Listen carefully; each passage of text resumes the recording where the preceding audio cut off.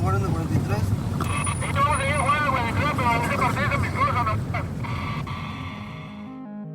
While dialing through the radio waves, you stumble upon a frequency. A liminal station dedicated to exploring the strange, the unexplained, and the macabre. You are about to embark on a journey into the fantastical spectrum of human imagination. Broadcasting to you live from a dimension of mystery. It's the Nightmare Frequency.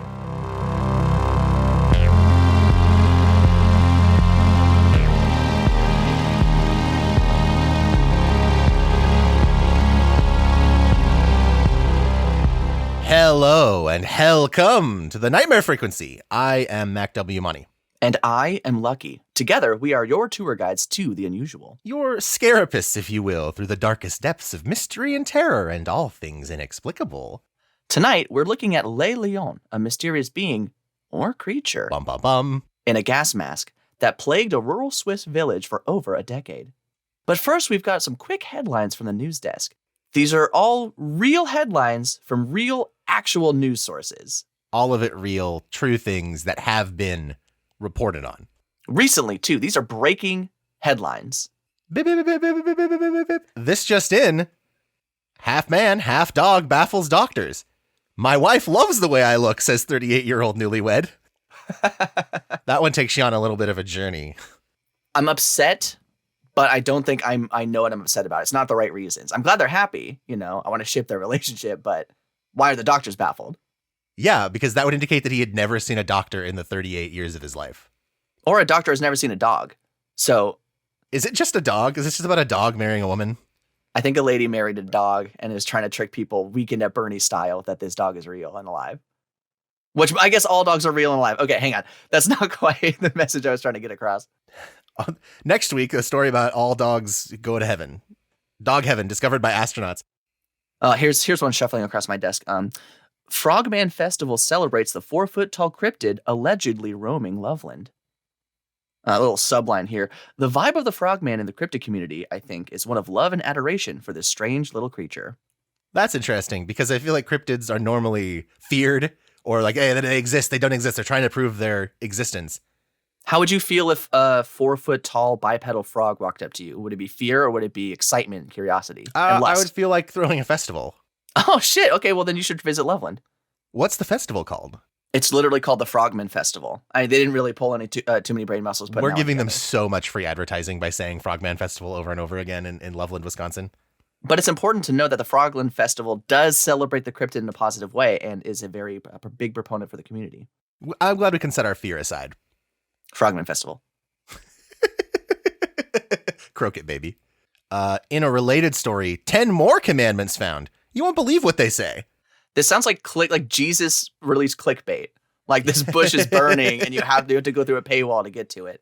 So let's you and me just rapid fire back and forth, come up with some new commandments. I'll start. Okay. Thou shall covet thy neighbor's wife. So introduce some contradictions there with the original. So does that, but I will come up with one. Does that not cancel it out? Does that not open up 2 more spaces in commandments? Because that's moot at that point?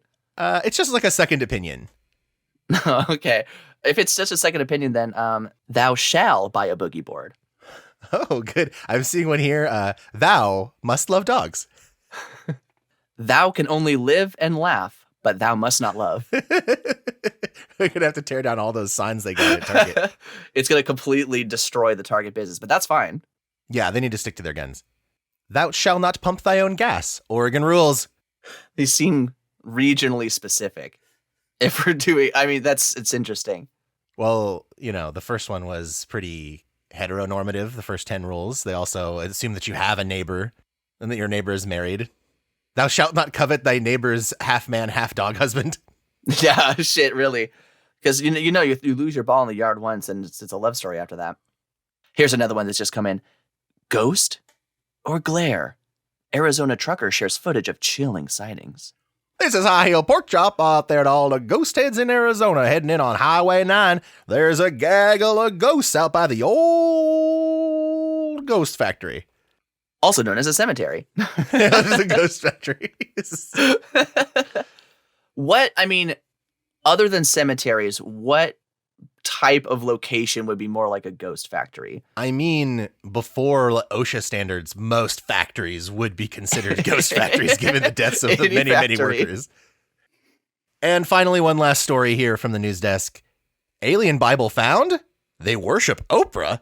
I mean, I don't blame them. If you're looking at humans to idealize on this earth as a visitor, Oprah did a pretty good job pulling her empire together. She would be their Popra. Here's my favorite way to honor the Popra is to invite a bunch of friends over and have them sit in a circle and surprise them with a gift underneath their chair.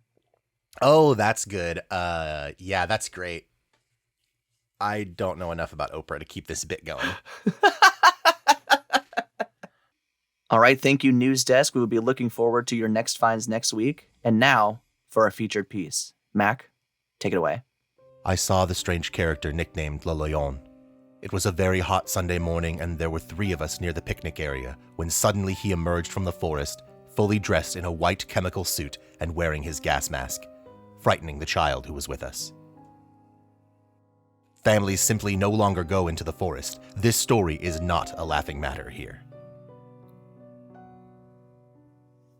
For over a decade, the quiet village of Maules, Switzerland was plagued with sightings of a strange being that was said to wander the woods on the outskirts of town. Eyewitnesses describe this entity as a tall humanoid figure wearing a boiler suit, a dark cloak, and a gas mask, which covered the entire head.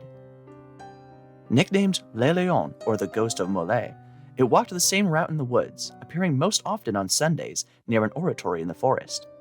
Now, I did have to look this up, and an oratory is like a small chapel or Catholic shrine for people to meditate and contemplate their original sin. He would walk into the woods and not acknowledge anyone or answer any questions.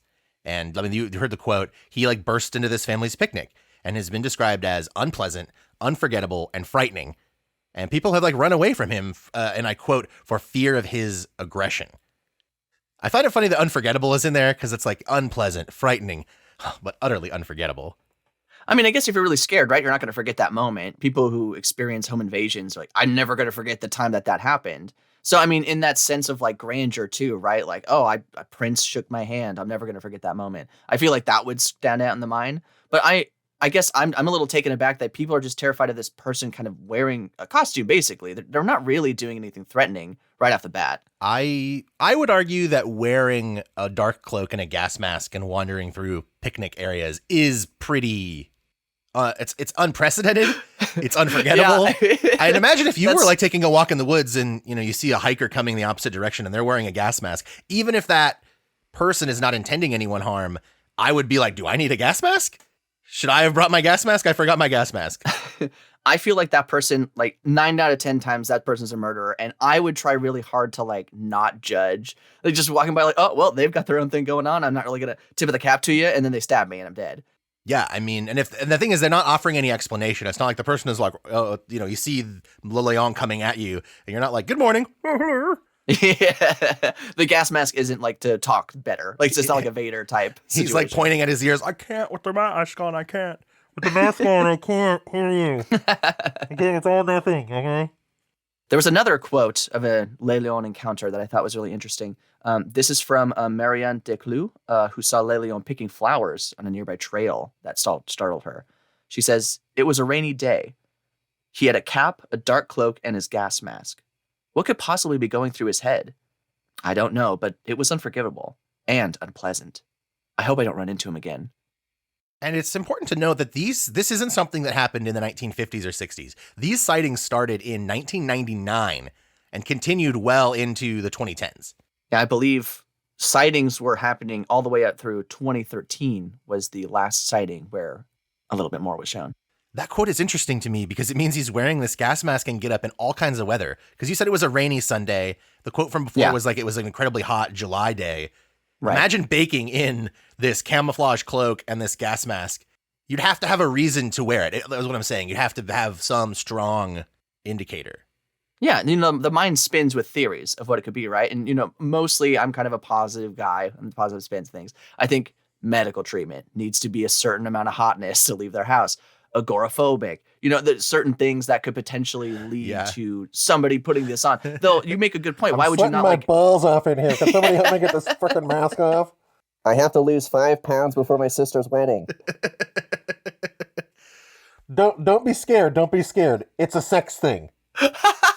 That's funny because in my research I did read somebody describe the boiler suit as a gimp suit. And I'm like, those are wildly different things. Yeah, so it's really inconsistent what he's actually wearing, because some people say it's a boiler suit or a chemical suit, which is like, as it says, like a plasticine suit for working with chemicals. Other people describe it as a gimp suit or like leather, and one of them described it as being white, but there's not really, there's only one photograph of Loyon, which we'll get to here in a second, and you don't really get a good view of his front.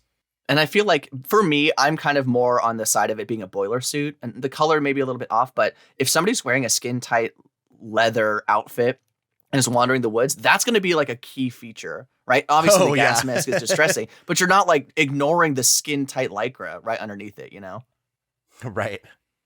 I don't know. Honestly, the chemical suit is scarier to me, because that means that, like, the idea of them working with chemicals in the gas mask, that tracks. Once it becomes a man in S&M gear, this becomes a little bit skeezier of an urban legend. Yeah, I don't want like a scary sexual spirit to be wandering my forest, you know, like that's not really my vibe.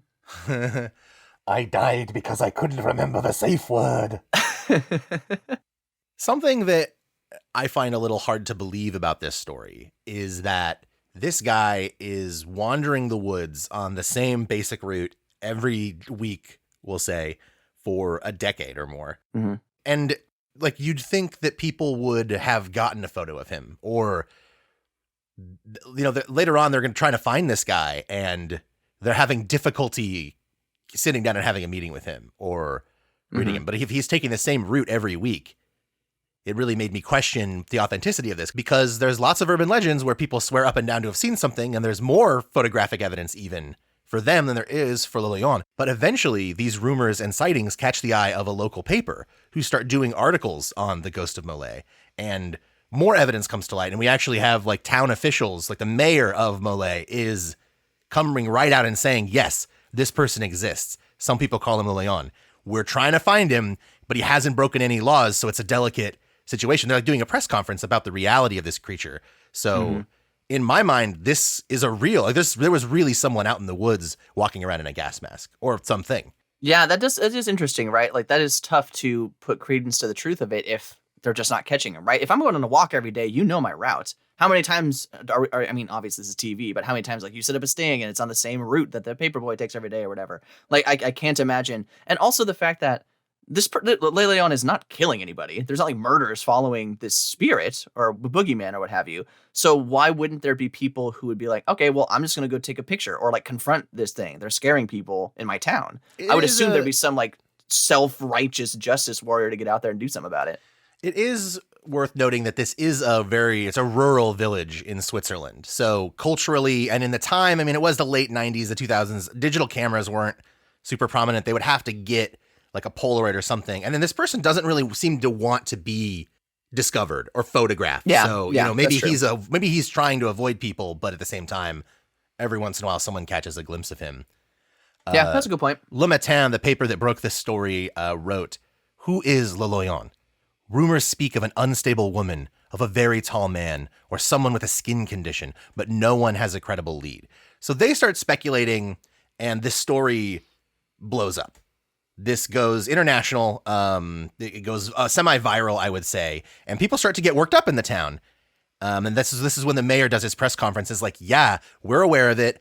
We get that it's scary. We're trying to meet with him and get him to stop, but ultimately we can't arrest him because no crime has been committed here. And this is when an amateur photographer will take the only known photo of Loyon. Was that about the same time? Was it like the press conference in 2013 and the photograph shortly after? Or because the first sightings were in like the 1999s, did not blow up until late 2000s? Or do you know when the timeline was? The newspaper articles started in the early 2010s. It was a series of articles which got the populace worked up. And I think it was, in fact, the mayor being pressured to come out with this statement and be like, we're looking for you. We're trying to find this guy. And clearly, Loyon, as we'll find out later, was reading these articles. Whoever this was read the articles, was maybe even present for this press conference. And I think the final straw seems to be this photograph being taken. We'll post a link to the photo. It's pretty creepy. It's blurry, but we do clearly see a figure walking away from the photographer. So it's a back shot. There's a very long cape, or I guess this is the cloak. It looks camouflage in color. And you can see the back of the gas mask. It's truly not, it's not the best photo, but that adds to the creepiness factor of it. I think that'll probably be the situation for any type of photographic evidence we explore on the show. You know, it's never going to be the best photo. I'd love to see at least the side of the gas mask to really, for me, verify that this person's wearing it. But you're right. I mean, it is a creepy photo, and the person does look very large. And a lot of the evidence that we've seen is like big, potentially guy who's kind of doing this situation. After the photo went viral, the pressure to do something about Loyon reached its peak, and shortly thereafter, a cloak and gas mask were found at the oratory, along with a note allegedly written by the ghost of Maules himself. And this note, as far as I could find, has only been translated into English a couple of times. Mm-hmm. So what we did is we went back to the original document and had our own translation done.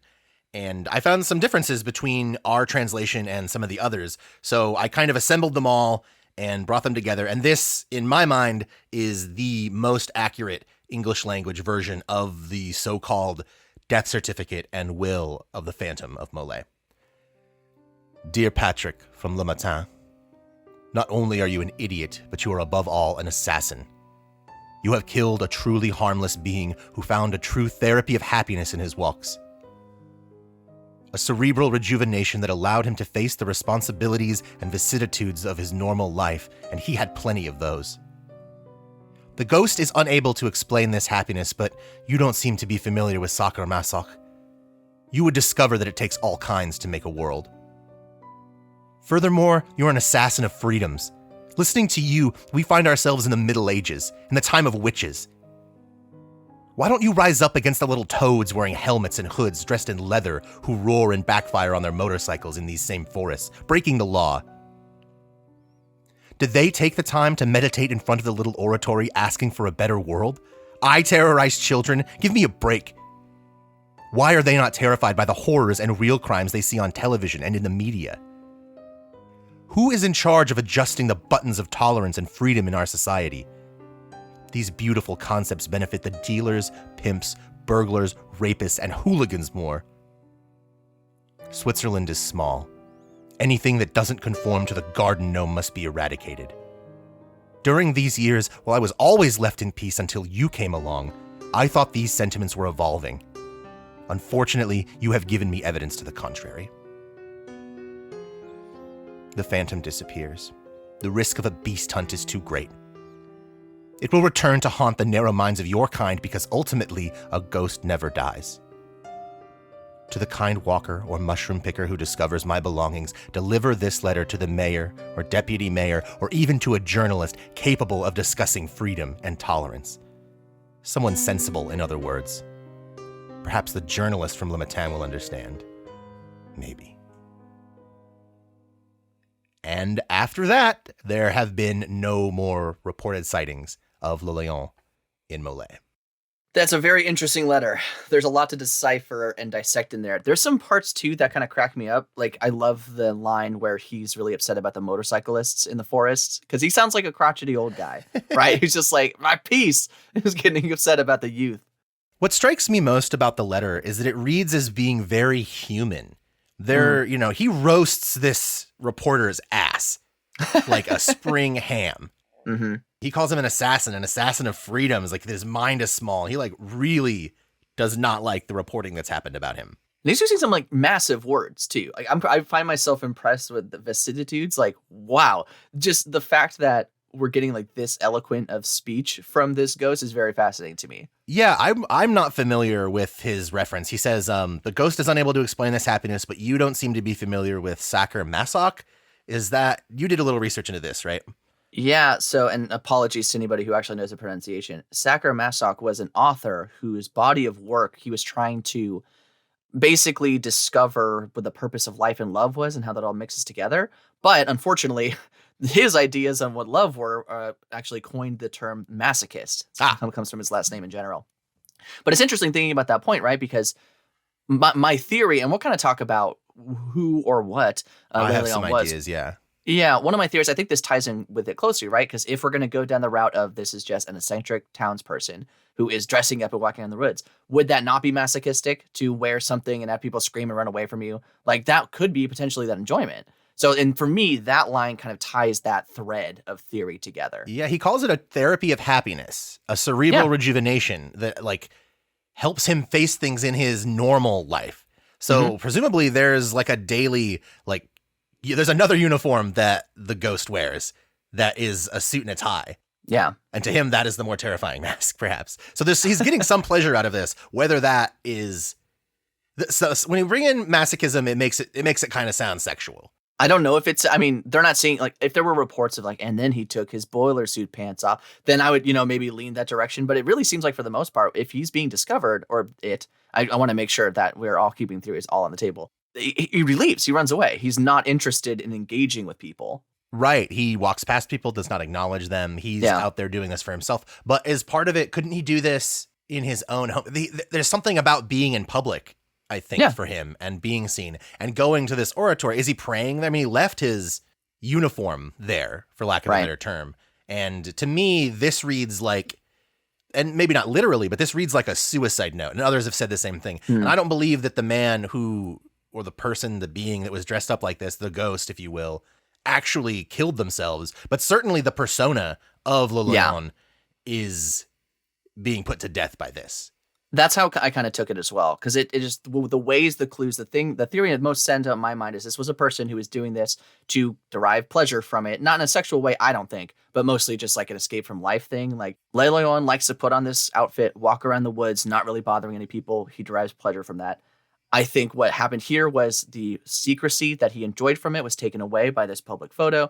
And then for him, it's like, nope, too close. I don't want to be. He became a spectacle. He probably, there probably were people, like you mentioned earlier, now trying to get a better photo of him and intercept him and ask him questions. And the whole point is maybe that he wanted to be put on this uniform and this persona and go out, go be himself, whatever that self was. I keep saying him and he. There were rumors of this being a woman, and truly the photograph, at the very least, gives us no gender. This could very easily be a woman, or, as some people theorize, a lot of people categorize Loyon in the category of cryptid, which I find kind of strange, but that just shows how dehumanized someone becomes when they wear a mask. This comparison that I keep coming to, just thinking about, being in the Pacific Northwest, every town here has like the guy, like if you're in the town, you're like, oh, that's Unicycle Dave. And he puts on like a Jesus costume and he's juggling on a unicycle for 8 hours a day in downtown square. There's like those kind of like just eccentric characters in these different towns. I kind of feel like this was that version, but he didn't want to be seen. Like he just like did not want to be seen. He's like, hey, I just had this like quirky eccentricity to me. And I just want to be left on my own. Yeah, if this were Portland, he would just be hanging out with the Piper, who is got the bagpipes, and he goes on the unicycle across the bridges, like a Darth Vader mask or whatever. You'd catch him bouncing for ska bands. You got to remember, the late 90s and early 2000s were a boring time. The Unipiper was considered a cryptid at one point. The mayor of Maules, who, as you might remember, held a press conference, actually responded to Loyon's suicide letter with his own editorial, I guess, in the paper. And I'll just read this very shortly. Farewell, Phantom of Maules. I sincerely hope that our society can continue to advocate for tolerance and freedom, which, I readily admit, tend to lose significance in the face of self-interest, triviality, and selfishness. May your wisdom in the face of these events bring about an awareness of the important elements of a serene and fulfilling communal life. Farewell, Phantom of Maules. We will never be able to meet again, but I wish for you to find a new escape from the vicissitudes of life that brings you the peace and happiness you aspire to and deserve. New theory, it's the mayor. Yeah. Oh, interesting. Wait a minute. Because they do use a lot of the same words. Which, he could be just replying to it. And I guess if it's not the mayor, that would be kind of a victory lap for me. Like, oh, perfect. Like, I did it. I basically solved this problem. A greatly written response, very tolerant and understanding. A little suspicious. Either way, I like this mayor. Because normally, at least in movies, the small town mayor is really obstinate and deny that there's like sharks in the water. And this one is like, yeah, we got a ghost. The ghost of Maules exists. He's out there. We're trying to find him. I'd love to sit down with this crazy shark. I like that the ghost refers to himself as the ghost also in the letter. I think that's very cool because it kind of keeps that energy alive. Because, there is a possibility out there, maybe this is a ghost. Maybe there is no man dressed up. Maybe this was a fallen chemist or something from some terrible war. Which brings us to theories. We've tossed around a few ideas. Obviously, Occam's razor. This was, let's start with the obvious. He's a harmless man who derived some, we'll say, non-sexual pleasure from walking around in a gas mask and uniform. That is the simplest theory. And that once he was discovered, he became a centerpiece, he became embarrassed, and decided to shed that persona and hopefully grow as a human being. I would love to believe that. It's a little bit more boring. It's not as sensational, but I would love to believe that that he's a good guy at his heart. Yeah, and even within that, there are still small theories, right? Like, we don't know specifically why they were doing it. Obviously the pleasure and everything, but some theories that were thrown around, like you had mentioned in the La Matin article, was, somebody suffered from a skin condition. Like, that, that makes a lot of sense if you're talking about like agoraphobia or very, very sensitive skin to the sun. There was also the idea it was a survivalist that was tossed around, somebody who truly believed that this was it, like nuclear war was imminent at any moment, he needed and they just the gas wanted mask. to be prepared. Yeah, well, if I'm walking around and it happens, I'll be ready. So there's certainly precedent for somebody who would think in this way and present themselves to the community like this. You idiots! Without your gas masks, you're dead. What? Nothing. Oh my God, there's so many movies too where they're like, oh, the air is breathable. I just imagine like, you fools. I'm not a ghost. I just have allergies. Well, that's an interesting segue because another theory number 2 here, is that he truly is the ghost of Maules. That he is some kind of phantom. Spectre. All right. I'm a little bit more of a skeptic, apparition. I think, than you are in general, but we never saw this thing's face. Never We saw don't its know what's face. under there. No, it's a gas mask. Nobody has touched it.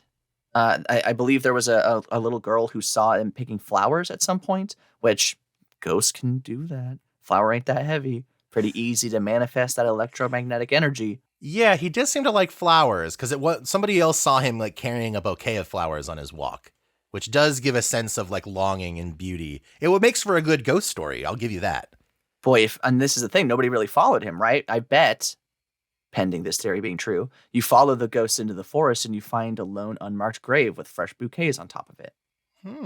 He was, going to this oratory. It seemed like an important place for him. He talks about how he would meditate there in front of it. So, and asking for a better world. That sounds to me like prayer. So this being, whether it's a man who is religious or, let's close the door on logical thought. And let's say if it's a ghost, it would exist within the framework of some kind of religion. If this were a ghost story, I'm a writer, so my mind always goes to these places. The ghost would adhere to some sort of Catholic dogma in that sense. If this were a ghost, maybe this is maybe we freed the spirit. Maybe this is a good thing. Yeah, that would be crazy if the spirit's final request, the thing tying it to this earthly coil, was that it wasn't famous enough and really just needed to be blasted It needs out. to go viral. I need to be somebody's number one friend on MySpace. It's the ghost of a bassist from a death metal band in Switzerland. That explains the camouflage and the military boots and the mask. How do you pronounce Slipknot in Swiss? Slipknot. Because I think that's it. It's easy to read his departing letter and come away with a really sympathetic view of Loyon. But the ghost is referring to masochism. He's scaring children. And, somebody's accusing him of wearing a gimp suit. Innocent, normal people don't wear gas masks into the woods.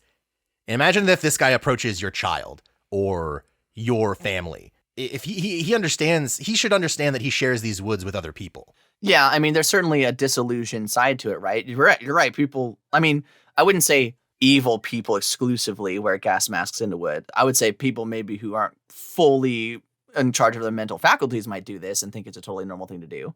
And it's like, oh, just leave him alone. But we wouldn't let this person wander around a school. Yeah, true. And this is a small town. People would know who he is. And in fact, all of it kind of feels a little manufactured. And I'm wondering if some of these facts were blown out of proportion by the newspaper. Because we don't have any photographic evidence other than this one blurry photo from kind of far away. It's a spooky photo, but there's more clear photos of the Loch Ness Monster than there are of this guy. It sold papers. It hit big around the world. And maybe once that first article took off, they felt like they had to keep writing more. And then the letter at the end offers a nice, tidy conclusion for that newspaper story. And the letter itself is well written, but it references the journalist at the beginning saying that he insults him all the time. And then at the end, he says, perhaps the journalist from Limatam will understand. Maybe. Like, if that letter were written by the newspaper, that changes everything. This could all be an elaborate hoax built on nothing but rumors and circumstantial evidence. There's certainly evidence to prove that direction. You know, it's also strange too, just the testimonies of the villagers, because once this starts taking off, I mean, it's a small town. There's not a lot of exciting stuff. I can easily see someone be like, yeah, you know what? When I was in the woods, sure, I saw a guy in a mask too, whatever. You know, like just like to be a part of this story that's kind of unfolding. So I think there is also a little bit of suspicion to be placed in actual sightings. You know, how many people actually saw this figure in the woods? I'm not saying it's all fake. No, but like it's worth questioning. Somebody right? Like, walked through these woods in a gas mask. That happened. The mayor comes out and addresses it. I think I think we can call it fact that someone saw Loyon. One person for sure saw them at least, right? But I mean, like once this story breaks, how many more of those stories have the cadence of truth? I do have one more theory that I kind of cooked up while we were talking about this. Yeah, of course. So I just kind of want to put this out there to make sure we're covering all of our bases. Alien. Oh, yeah. Coming to never study see their Earth. face. Studying religion, walking around in one very particular area, potentially surveying nature. We never see where they go. Spaceship in the forest, maybe. You would discover that it takes all kinds to make a world. Is a quote from the letter. Interesting. So I don't think you could rule that out either.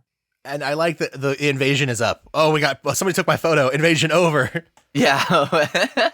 Well, let me hit you with this theory. And in a similar vein, we never see the guy. He's always wearing heavy clothes and a mask. Invisible Man. Okay, now see, you saying that makes my theory feel weaker too, but I see what you're saying. And yes, it could be also We an can't invisible discount man. that he's an invisible man or woman. It's kind of foolish to be an invisible person and wear a bunch of clothing. I kind of feel like that's a silly thing to do. Now he's naked out there and no one can see him do his walks, his dirty walks. Hey, we agreed that they weren't dirty. I'm not so sure. Because I feel like if you were doing this, you lucky. If you were dressing up in a gas mask and okay, hang on, wait, let me suit, really get in the mindset. Oh yeah. Imagine you were trying to explain your hobby, your harmless hobby, to someone who's close to you. You would have to say so many times, you would have to qualify it with, it's not a sex thing. I don't derive sexual pleasure from this. You would have to make that statement somewhere in there. And I think that if that's so important for you to qualify it, then you've got to acknowledge it. I think I would be coy enough to wait until somebody asked me if it was a sex thing. I wouldn't want to offer that up right off the bat because then they'd be too suspicious. Right. But just be like, yeah, you know, I have this really cool costume. I've been working on it for a long time. It moves really well, so I like to go take it on walks out in the woods. Cosplayer. He's cosplaying as a ghost.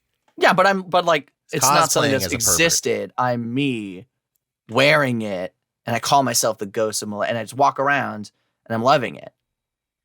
And it's a fun hobby to have me de-stress and pray and stuff. It's okay, you're right. The non-sexual thing does kind of rear its ugly head there at the end. Yeah. So, Mac, tell me, what are your final thoughts on Loyon? What is the true face of this mysterious ghost? It's by turns really creepy and really sad. And I don't really know what to make of the actual being.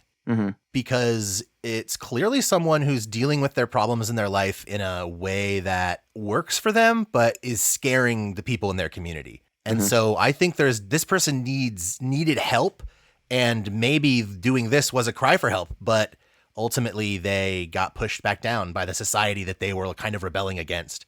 And so I think it's a sad person behind that gas mask, and maybe shedding that is a good thing for them. Or Invisible Man. It could be 50-50. So the evidence is there, you know. What about you? Where do you land on this? I'm in a similar vein, but I don't think the person who decided to dress up as this character and go into the woods was sad. I think that was them finding a specific type of bliss. They did this for 10 years. Like, this was a routine. Oh, it's Sunday. Time to get my sweet outfit on and go pray in front of this oratory for a while. Hey, you want to get brunch with us Sunday morning? Oh, sorry. I notice you're never at church. Yeah, I would do my own kind of special religious ceremony. I think this was somebody who had found something that they really enjoyed doing, and then the bright light of societal judgment was shown on them, and they were unfortunately forced back into their dark, sad space, where they couldn't dress up as a giant gas mask person and, haunt the woods and scare kids. That's a wrap on this week's mysteries, but this isn't a one-off. We'll be back next time for more nightmares and more frequencies. If you have a story of the spooky, strange, or unexplained that you would like to see featured on the show, we want to hear it. You can reach us by email at nightmarefrequencypodcast@gmail.com or on Instagram and other social media at nightmarefq. And we did lock that down, correct? That is ours. We're not sending them to a new podcast that is Nightmare Frequency Podcast I locked down. I have Nice. not made the Instagram yet. All right. Well, wing and a prayer, fam. We want to say thank you to Matt Harris for the use of our theme song, Strange Stuff, that chilling intro you'll hear to each episode. And thank you for listening. If you like the show, please leave a review on iTunes, Google Podcast, or really wherever you're listening from. It's super important for new shows to get that kind of coverage early, and even more importantly, that you tell your friends about the show. We don't really do any kind of advertising, so word of mouth is really the only way for us to grow and connect with a wider audience. This has been the Nightmare Frequency. We now return you to your regularly scheduled programming.